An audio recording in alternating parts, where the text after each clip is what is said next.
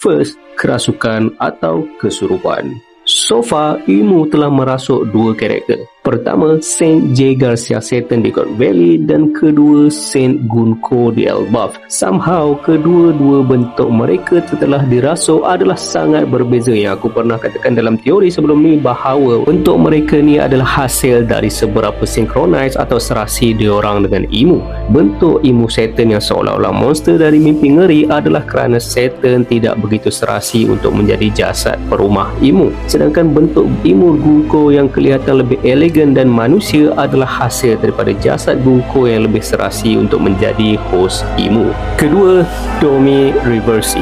Domi Reversi adalah suatu teknik di mana Imu mampu mempengaruhi targetnya dan mempertaruhkan jangka hayat mereka, menjadikan bentuk fizikal mereka semacam syaitan dengan sayap, tanduk dan taring. Dalam bentuk tersebut, target Imu hilang kawalan terhadap kewarasan mereka, mempertingkatkan kekuatan fizikal berkali ganda, saiz tubuh fizikal mereka membesar berkali ganda dan mereka dapat keabadian serta regenerasi.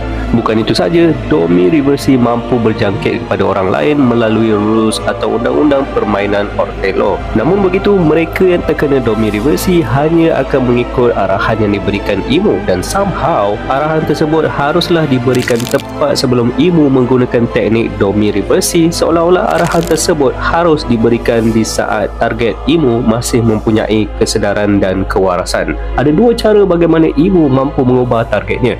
Pertama, melalui teknik Occult Demon Contract yang menyeru bulatan sihir di bawah target, manakala satu lagi adalah dengan menyentuh targetnya menggunakan semacam bayang, Summoning Circle.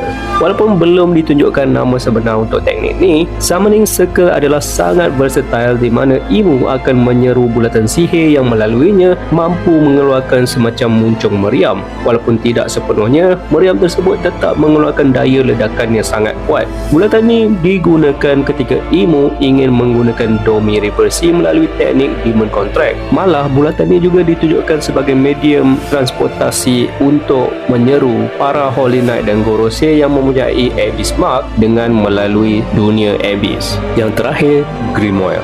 Sama macam Summoning Circle, nama teknik ini juga masih belum ditunjukkan.